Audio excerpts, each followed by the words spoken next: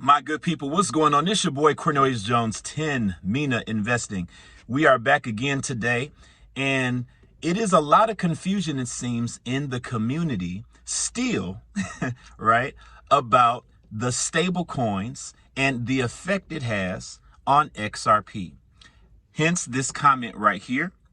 This person is saying, wait a minute, stablecoin legislation is all about stablecoins, period. What does this have to do with XRP? How does this help XRP? Well, I've answered that plenty of times in discussions before, but I want to talk about this today. When you're looking at the stablecoins, what you first must understand is that stablecoins do not exist in and of themselves. They have to be issued on some ledger, right? And when we're talking about RLUSD, we know that it is going to be on the XRP ledger, also Ethereum.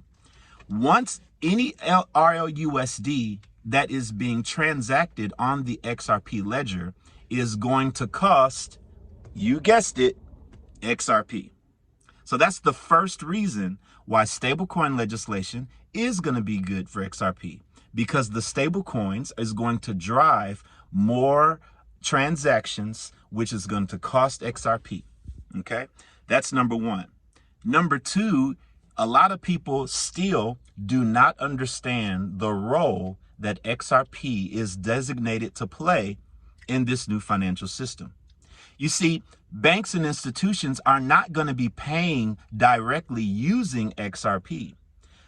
XRP's role is bridge liquidity between the different assets and tokens that banks will be paying with, like stablecoins.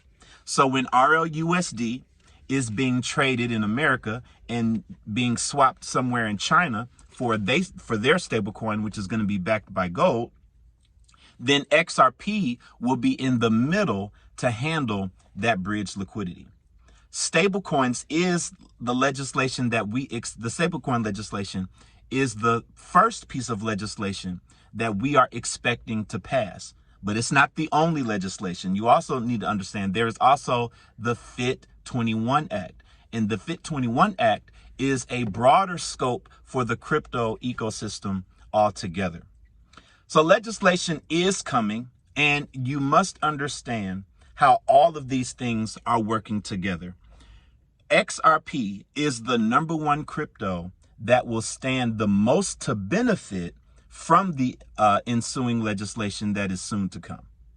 When you think about the bridge liquidity, when you think about the transactions that need XRP, it's not hard to understand how the developments in our world with legislation are going to have a direct impact on XRP. So I hope that answers your question. I hope you will continue to do your research on XRP and understand what it is, because once that legislation does hit, we don't know how long we're going to have for that utility to seriously ramp up. And ladies and gentlemen, just like I spoke in yesterday's video, that's what we're waiting on. We're waiting on utility. You know, people are still up in the air about the lawsuit. Is it really over? Is it over? Well, yeah, y'all, it's over. It's definitely over. Brad Garlinghouse confirmed it. What's over is that the attack on crypto is over. The SEC is no longer pursuing an attack against Ripple. That's over. Now, the fact does remain, there are still some things that need to be, handled and taken care of, some loose ends that need to be tied up, so to speak, dealing with Ripple's 125 million penalty and the injunction that they had against selling XRP.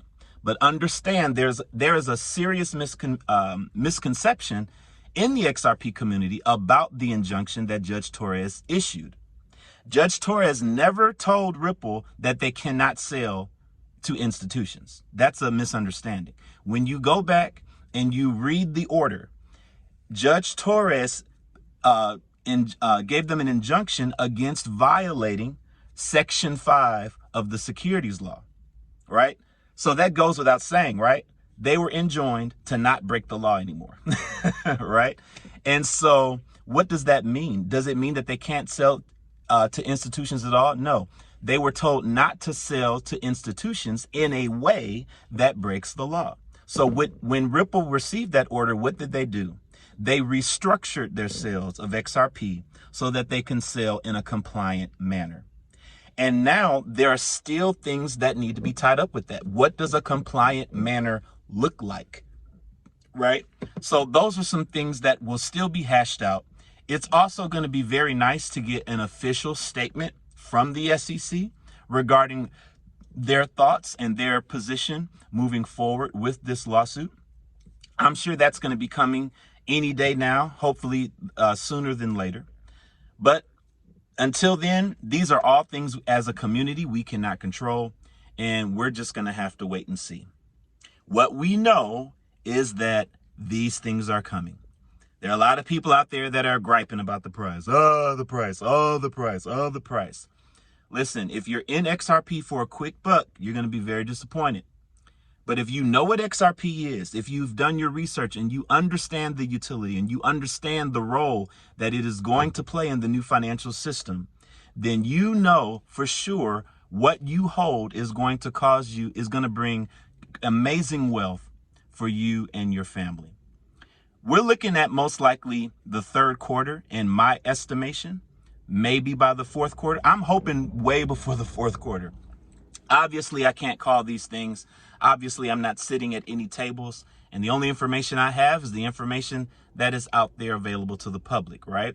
So we don't know exactly when the legislation is going to happen, but according to everything we're reading, we know that it is a reasonable expectation that it will be completed this year. And whether that be the stablecoin legislation, which most likely will be first, and then the FIT21 Act, XRP, trust me, people, will be unleashed to do its utility thing. Until banks actually get the clarity, the roadmap, the surety of how to move forward with these assets, the global adoption cannot happen. We are so far ahead of where we used to be, but we still got a little ways to go. But we're going to get there. We know what we hold. We know how valuable it is, and we're going to keep accumulating and just wait for global events to play out, and they're going to play out in our favor. Hope that answers the question, people. I'm going to go ahead and sign off. You guys have a blessed day, and I'll see you on the next one.